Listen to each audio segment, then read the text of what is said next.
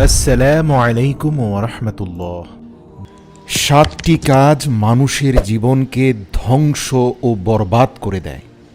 একবার হজরত আলী রাদিয়াল্লাহু তাআলা আনহুর নিকট এক ব্যক্তি এসে জিজ্ঞাসা করলেন, হে আলী, আমি দুনিয়া ও আখেরাতে সফল হতে চাই। আমার জীবনে যেন কোনো সমস্যা না থাকে। আমি দুনিয়ার যে কোনো জায়গায় যাই, আমাকে যেন সকলেই সম্মান করে। আমি যেখানে যাই না কেন, লোকেরা যখন আমার দিকে তাকাবে, তখন আমি চাই যেন তাদের চোখে আমার প্রতি স্নেহ, ভালোবাসা এবং সহানুভূতি থাকুক। আপনি আমাকে বলে দিন, এই জীবনে আমি কি আমল করলে দুনিয়ায় একজন সম্মানিত মানুষ হতে পারবো, এবং আমি যাতে এই দুনিয়ার বুকে সব ধরনের বিপদ আপদ থেকে মুক্ত থাকতে পারি, আমি যাতে সুখে শান্তিতে জীবন কাটাতে পারি।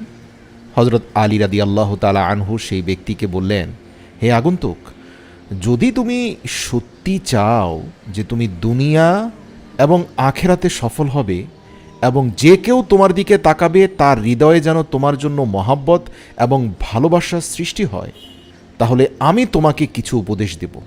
যদি তুমি সেইগুলো মানতে পারো তাহলে তুমি সফল হবে। আমি আজ তোমাকে 7টি উপদেশ দেব।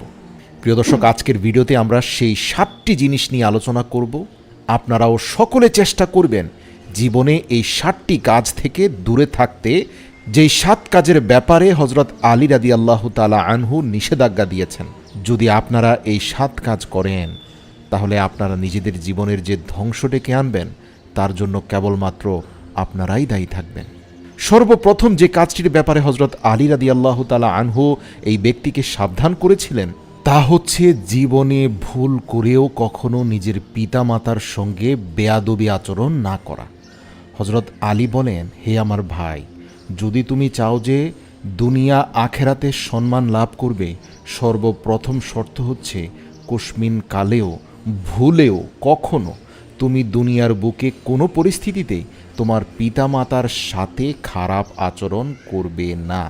মনে রাখবে, এখানে যদি বিচ্যুতি হয় তাহলে দুনিয়া থেকেও তোমার রিজিক উঠে যাবে, আখেরাতেও তোমার জন্য ভয়ঙ্কর শাস্তি রয়েছে। দর্শক, বাবা মা আল্লাহর পক্ষ থেকে মানুষের জন্য রহমত ও বরকত স্বরূপ। যারা নিজেদের সন্তানকে অনেক কষ্ট করে লালন পালন করে, সন্তানদেরকে আদর যত্ন বড় করে, কিন্তু যখনই সন্তান পিতামাতার মুখের উপর অসম্মান করে কথা বলে, তখন সেই মুহূর্তটা পিতামাতার জন্য কতটা যন্ত্রণার, কতটা বেদনার হয় সেটা আপনারা নিজেরাই অনুমান করুন। একবার ভাবুন, আপনি গর্ভে থাকতে যখন লাথি মারতেন মায়ের পেটে, তখন মা খুশিতে আত্মহারা হতো। আপনার অস্তিত্বের জানান তাকে খুশি করত।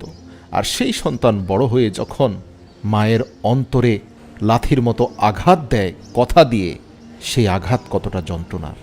হজরত আলী বলেন, কখনোই পিতামাতার সাথে কঠোর আচরণ করবেন না। আপনার পিতামাতা যদি আপনার উপর জুলুম করে, আপনার সাথে বড় ধরনের অন্যায় করে, হতে পারে শয়তানের প্ররোচনা থেকে কেউই মুক্ত নয়, তাই এমন ঘটনা কদাচিৎ ঘটেও যেতে পারে। সেই ক্ষেত্রে ধৈর্য অবলম্বন করুন, চুপ থাকুন, বলতে হলে বিনয়ের সাথে বলুন, তাতেও কাজ না হলে ধৈর্য অবলম্বন করুন, কিন্তু কখনোই নিজে থেকে সীমা লঙ্ঘন করতে যাবেন না, তাদেরকে আঘাত দিতে যাবেন না। আল্লাহ তাআলা বলেন, আমি আমার পক্ষ হতে মাকে যে বিশেষ নিয়ামত দিয়েছি, সেটা হচ্ছে আমি একজন মায়ের হৃদয়ে সন্তানের জন্য ভালোবাসাকে 70 গুণ বৃদ্ধি করে দিয়েছি পিতার থেকেও। ফেরেশতারা মা সৃষ্টির পরে আল্লাহকে প্রশ্ন করেছিলেন, এই মায়ের মধ্যে হে আল্লাহ আপনি বিশেষ কী দান করেছেন? তখন আল্লাহ তাআলা উত্তরে বলেছিলেন যে আমি মায়ের মধ্যে বাবা থেকে 70 গুণ বেশি ভালোবাসা দান করে দিয়েছি। মায়ের মমতা এত সুন্দর জিনিস যে এই মমতা থেকে বঞ্চিত হলে পৃথিবীতে আর কিছুই যেন মানুষের পাওয়া হয় না। আল্লাহর কাছে দোয়া করি, আল্লাহ তাআলা যেন আমাদের পিতা মাতার অনুগত সন্তান হিসাবে কবুল করেন, এবং কখনোই যেন দুনিয়ার সুখ সমৃদ্ধি পাওয়ার অন্যতম শর্ত পিতামাতার সাথে সদাচরণ করা, এক্ষেত্রে যেন আমরা বিচ্যুত না হই, এক্ষেত্রে যেন আমরা ধৈর্যের পরীক্ষা দিতে পারি। আল্লাহু আকবার। দর্শক, দ্বিতীয় যে বিষয়টি হজরত আলী রাদিয়াল্লাহু তাআলা আনহু সেই ব্যক্তিকে নিষেধ করেছিলেন, তা হলো কখনোই কোনোভাবে কারো উপর জুলুম করবেন না। কোনো মানুষের প্রতি জুলুম করা যাবে না, সে দরিদ্র হোক, মধ্যবিত্ত হোক, এমনকি উচ্চবিত্ত হোক। সুযোগ পেলে যেমন কোনো ধনী ব্যক্তিকেও আপনার জুলুম করা উচিত না, একইভাবে অসহায় নিরীহ মানুষের উপর জুলুম করলে সেই গুনাহ কয়েক গুণ বেশি হয়। জালিম ব্যক্তির উপর আল্লাহ তাআলার আযাব অবধারিত হয়ে যায়। আল্লাহ তাআলা মানুষকে ছাড় দিয়ে রেখেছেন। আমরা যদি ইতিহাসের দিকে তাকাই, আমরা দেখতে পাই ফেরাউনের ইতিহাস, নমরুদের ইতিহাস, আবু জাহেলের ইতিহাস, উতবা এবং সাইবার ইতিহাস। আপনি পৃথিবীর ইতিহাসে যে কোনো জালিম ব্যক্তির ইতিহাস যদি দেখেন, যারা অন্যের প্রতি জুলুম করেছিল, আমরা দেখতে পাই তাদের পরিণতি কিন্তু ভালো হয়নি। তাদেরকে আল্লাহ তাআলা তাদের জুলুমের জন্য যে শাস্তি দিয়েছেন তা নিতান্তই কঠোর ছিল। আর জুলুম এমন এক ভয়াবহ জিনিস যা এক জায়গায় স্থির থাকবে না। জুলুম একটা পর্যায়ে আপনার দিকেই ফিরে এসে আপনাকেই উল্টো আঘাত করবে। আপনার করা জুলুমই আপনাকে দেখিয়ে দেবে যে যদি আপনি কারো উপরে জুলুম করেন তাহলে তার পরিণতি কত ভয়ানক হয়। অতএব প্রতিটি মুহূর্তে আল্লাহ তাআলার কাছে ক্ষমা প্রার্থনা করুন। আল্লাহর সামনে হাঁটু গেড়ে বসে এবং সেজদায় লুটিয়ে পড়ে আল্লাহর কাছে দোয়া করুন যে, হে আল্লাহ, আমাকে মাফ করুন, আমার অন্তরকে প্রশান্ত করুন। হে আমার প্রভু, আমার দ্বারা জুলুম হয়ে গিয়েছে। রব্বানা জালামনা আনফুসানা ওয়া ইল্লাম তাগফির লানা ওয়া তারহামনা লানাকুনান্না মিনাল খাসিরিন। হে আমার প্রভু, আমার দ্বারা জুলুম হয়ে গিয়েছে, অন্যায় হয়ে গিয়েছে, ভুল হয়ে গিয়েছে। হে আমার মালিক, আমাকে ক্ষমা করে দাও। এভাবে কেঁদে কেঁদে আল্লাহর কাছে ক্ষমা প্রার্থনা করুন। ঠিক যেই দোয়াটি করে হজরত আদম আলাইহিস সালাম জান্নাতের বিচ্যুতির ক্ষমা পেয়ে গিয়েছিলেন, একইভাবে একই স্টাইলে পবিত্র কোরআনে দেওয়া এই দোয়াটি পড়ে আল্লাহর কাছে ক্ষমা চেয়ে নিজেকে পরিশুদ্ধ করে নিন। আর কখনোই কারো ওপর জুলুম করবেন না। একটা কথা হচ্ছে, আপনি যখন আল্লাহর কাছে ক্ষমা প্রার্থনা করেন তখন দয়াময় আল্লাহ আপনাকে ক্ষমা করে দেন এবং আপনাকে তার পক্ষ থেকে রহমত এবং বরকত দান করেন। অতএব ক্ষমা চাওয়ার মধ্যে কোনো লস নেই, লাভ বেশি। মানুষ যদি কোনো দোয়া না করে অনবরত শুধু ক্ষমাই চাইতে থাকে, আল্লাহ নিজেই অটোমেটিক্যালি তার অন্তরের দিকে দৃষ্টিপাত করে তার মনের ভিতরে উকি মারা দোয়াগুলো এমনিতেই কবুল করে ফেলবেন। সুতরাং কোনো ব্যক্তি পৃথিবীর কোনো চাওয়ার জন্য যদি মুখ খুলে আল্লাহর কাছে বলতে না পারে, শুধু ইস্তেগফার পড়ে, তাহলেও তার সব দোয়া মন থেকে কবুল হয়ে যাবে, মুখ দিয়ে বলতে হবে না। আল্লাহু আকবার। এটা পরীক্ষিত আমল। তৃতীয় যে বিষয়টি হজরত আলী রাদিয়াল্লাহু তাআলা আনহু সেই ব্যক্তিকে বলেছিলেন তা হলো, কখনোই মিথ্যা বলবেন না, মিথ্যার আশ্রয় নেবেন না। মিথ্যার আশ্রয় নিয়ে সাময়িক লাভ আপনি হয়তো পেয়ে যাবেন, কিন্তু দীর্ঘকালীন ক্ষতির মুখে পড়বেন। আর সত্যবাদিতার মাধ্যমে মনে হতে পারে সাময়িকভাবে তেমন কোনো বেনিফিট হবে না, কেননা সত্য বলার কারণে হয়তো আপনার পণ্যটা ভালো বিক্রি হচ্ছে না, সত্য বলার কারণে আপনার সার্ভিস মানুষ নিচ্ছে না, সত্য বলার কারণে হয়তো অর্থনৈতিকভাবে সাময়িক ক্ষতির মধ্যে পড়লেও এই সত্য এমন একটি শক্তিশালী হাতিয়ার যেটা দীর্ঘমেয়াদী আপনাকে সফলতা এবং লাভের মুখ দেখাবে। সেটা দুনিয়াবী ব্যবসা বাণিজ্য বলেন, সম্পর্ক বলেন, অর্থাৎ রাজনীতি, অর্থনীতি, সকল ক্ষেত্রেই সত্যই শুধুমাত্র মানুষকে সফলতা দান করে। আর অপরদিকে মিথ্যা সকল গুনাহের মা। দর্শক, যত ধরনের গুনাহ পৃথিবীতে রয়েছে, আপনি যদি সমস্ত গুনাহের মূল কারণ খুঁজে বের করতে চান, দেখবেন যে সকল গুনাহের শিকড়ের কেন্দ্রবিন্দু হচ্ছে মিথ্যা। মিথ্যাবাদীর উপরে আল্লাহ ও তার রাসূলের লানত। তাই কখনোই মিথ্যা বলবেন না। দর্শক, আজকেই নিজের সাথে ওয়াদা করুন যে কখনো মিথ্যা বলবেন না। ইনশাআল্লাহ আল্লাহ আমাদেরকে ক্ষমা করুক এবং সদা সত্য বলার যোগ্যতা দান করুক।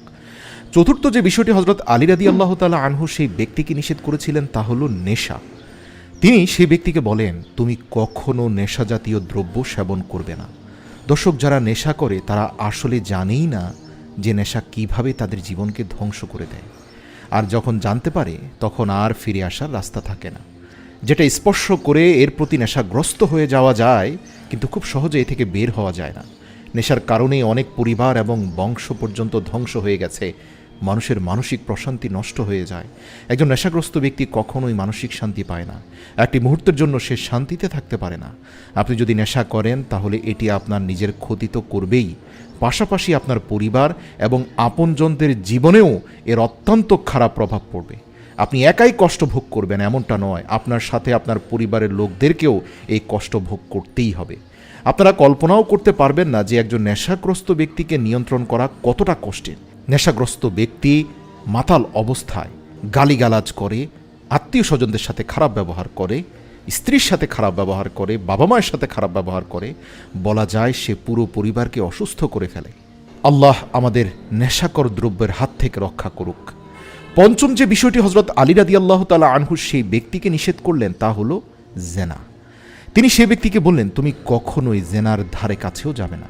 আস্তাগফিরুল্লাহ। দর্শক, আজকে যদি হজরত আলী রাদিয়াল্লাহু তাআলা আনহুর খেলাফতের সময়কাল হতো, আজকে যদি হজরত ওমর রাদিয়াল্লাহু তাআলা আনহুর খেলাফতের সময়কাল হতো, আজকে যদি হজরত উসমান গনি রাদিয়াল্লাহু তাআলা আনহুর খেলাফতের সময়কাল হতো, আজকে যদি সেই মুহাম্মদুর রাসূলুল্লাহর যুগ হতো, তাহলে বর্তমানে আমাদের সমাজের সমস্ত প্রাপ্তবয়স্ক যুবক যুবতীদের বিয়েকে অত্যন্ত সহজ করে দেওয়া হতো।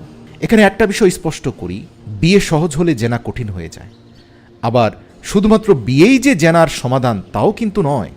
অনেক বিকৃত মস্তিষ্কের মানুষ আছে বিয়ের পরেও জেনার সাথে লিপ্ত হয়।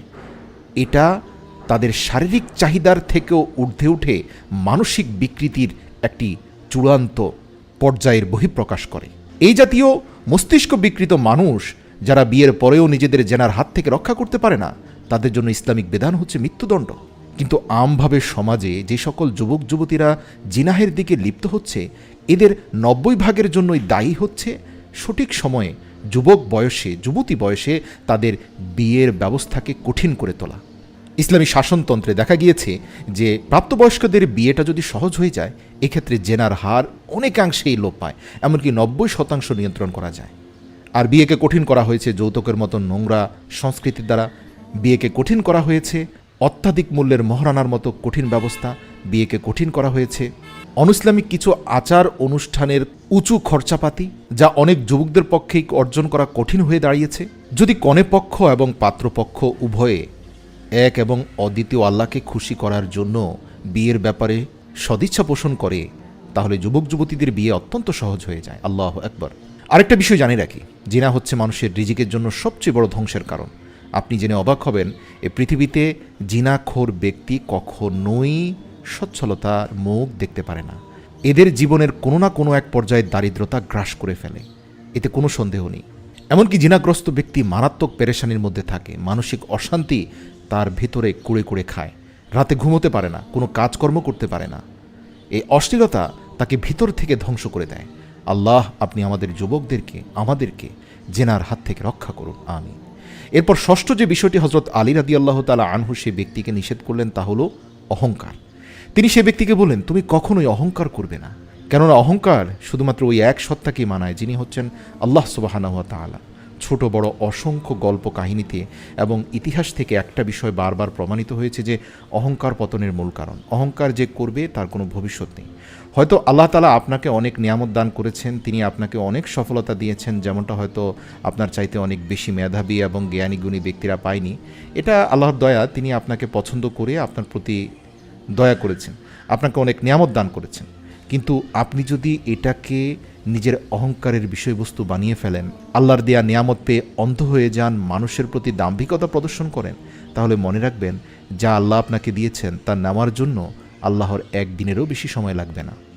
বরং সবসময় মন থেকে বলুন, হে আল্লাহ, কিছুই অর্জন করার ক্ষমতা নেই, আপনি দয়াময় মেহেরবান, করুণা করে আমাকে দিয়েছেন, তাই আমি পেয়েছি, সর্বদা আমাকে শুকরগুজারদের অন্তর্ভুক্ত করুন।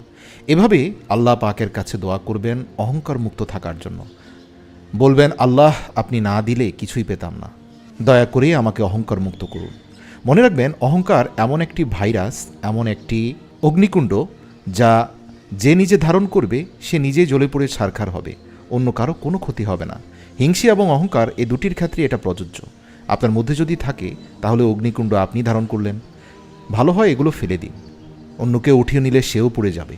তাই অহংকার আপনার মধ্যে যেমন থাকা উচিত না, হিংসে আপনার মধ্যে যেমন থাকা উচিত না, একইভাবে আপনার পরিবারের কারো মধ্যেও থাকা উচিত না, কারণ যে এটা ধারণ করবে সেই জ্বলে পড়ে ছাই হবে। সপ্তম এবং সর্বশেষ যে উপদেশটি হজরত আলী রাদিয়াল্লাহু তাআলা আনহু সেই ব্যক্তিকে দিয়েছিলেন তা হলো হারাম উপার্জন।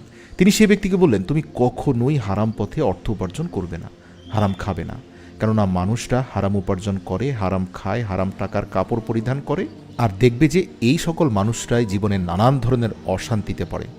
সন্তানেরা সুসন্তান হয় না, পরিবারে এবং আত্মীয়দের মাঝে সেই ব্যক্তি কারো কাছে সম্মান পায় না, এমনকি মানুষেরা তার চেহারা পর্যন্ত দেখতে পছন্দ করে না। তাহলে এই সম্পদের কী মূল্য আছে? দর্শক, সম্পদের লোভ অত্যন্ত খারাপ। মানুষ মারা যায় কিন্তু তার সম্পদের লোভ কখনো কমে না। আল্লাহ রাসূল সাল্লাল্লাহু আলাইহি সাল্লাম বলেন, আদম সন্তানদের যদি একটি স্বর্ণের পাহাড় দান করা হয়, এমনকি পুরো পৃথিবী স্বর্ণময় করে দেওয়া হয়, তাহলে সে বলবে, হে প্রভু, দেওয়ার মতো আরও কয়েকটি স্বর্ণের পৃথিবী আছে কি? মনে রাখবে, মাটি ছাড়া আদমের পেট কোনো কিছুতেই তৃপ্ত হয় না। অতএব লোভ থেকে বেঁচে থাকতে হবে। আসুন আল্লাহর কাছে দোয়া করি আল্লাহ তাআলা আমাদের অর্থ সম্পদের লোভ এবং হারাম উপার্জনের লোভ থেকে হেফাজত করুক এবং উপরোক্ত আলোচিত 60টি বিষয়ের উপর আমল করার তৌফিক দান করুক, যা হযরত আলী রাদিয়াল্লাহু তাআলা আনহু আমাদেরকে জানিয়েছেন। নিঃসন্দেহে আলী হচ্ছেন সেই ব্যক্তি যার ব্যাপারে আল্লাহ রাসূল বলেছেন, আমি যদি জ্ঞানের শহর হই তাহলে সেই জ্ঞানের দরজা হচ্ছে আলী। সুবহানাল্লাহ।